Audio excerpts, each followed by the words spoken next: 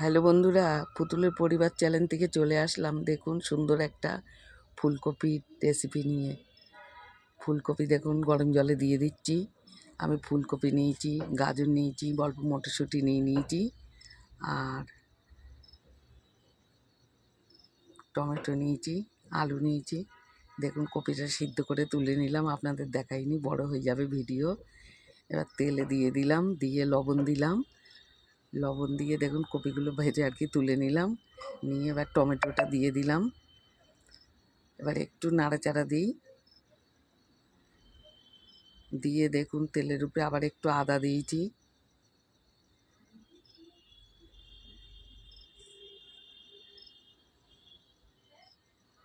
দিয়ে দেখুন গাজর নিছিলাম, একটা খণ্ড খণ্ড করে কেটে নিছিলাম।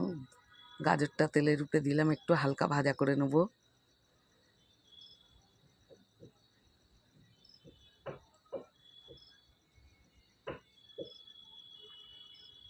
দেখুন টমেটোটা দিয়ে দিলাম।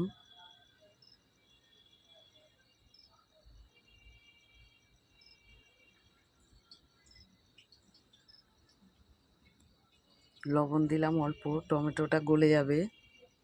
মটরশুঁটি দিয়ে দিলাম। এবার এটাকে ভালো করে মাখিয়ে কষিয়ে নেব।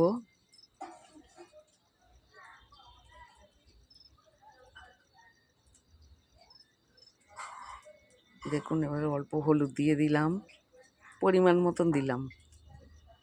এবার একটু ধনিয়ার গুঁড়ো দিলাম, লাল লঙ্কার গুঁড়ো দিলাম। দিয়ে ভালো করে এটাকে বেশ কষিয়ে নেব।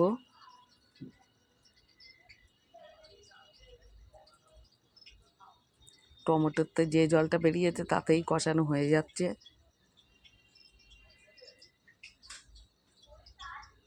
দেখুন এবার আমি সিদ্ধ করা আলুটা দিয়ে দেবো। আমি হালকা সিদ্ধ করে নিয়েছিলাম।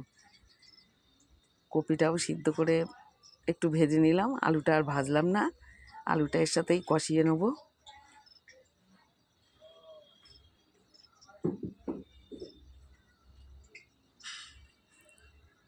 আজকে শনিবার, নিরামিষ। ভীষণ ভালো লাগলো খেতে। আপনারাও এমন করে তৈরি করে খাবেন। ভাতের সাথেও খাওয়া যাবে, রুটির সাথেও খাওয়া যাবে, সব রকমভাবেই খাওয়া যাবে।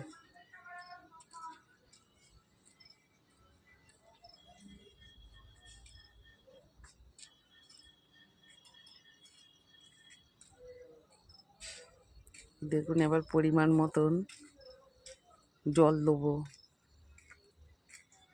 অল্প দিলাম, আর একটু দেবো।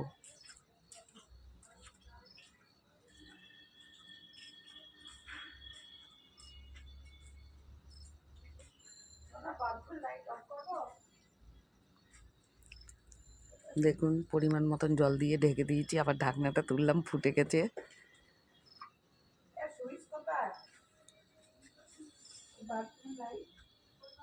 দেখুন এবার ফুলকপিটা দিয়ে দেবো। দিয়ে একটু খুন্তি দিয়ে নাড়াচাড়া দিয়ে একটু ডুবিয়ে দেবো।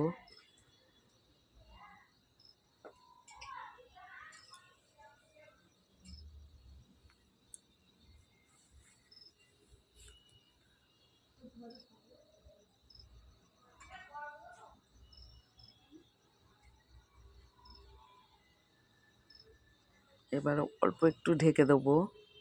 এইবার দেখুন কত সুন্দর ফুটে গেছে। ঢাকনাটা তুললাম। এবার দেখুন অল্প জিরের গুঁড়ো ভাজা দিলাম।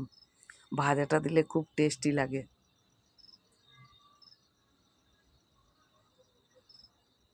আবার একটু পরে একটু গরম মশলা দেবো।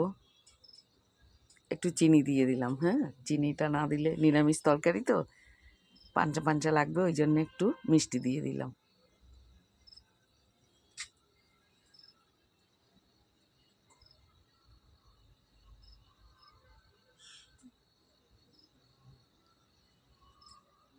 এবার দেখুন একটু গরম মশলা দিয়ে দিচ্ছি।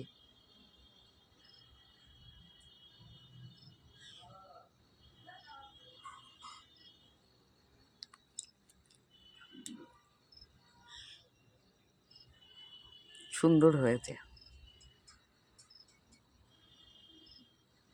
এবার দেখুন অল্প ধনে পাতা কুচি ছড়িয়ে দিলাম। এবার আমি নামিয়ে নিলাম। বন্ধুরা ভিডিওটা দেখবেন সবাই, ভালো লাগবে, লাইক শেয়ার কমেন্ট দিয়ে দেবেন। সবাই ভালো থাকবেন, ছাড়লাম, টাটা।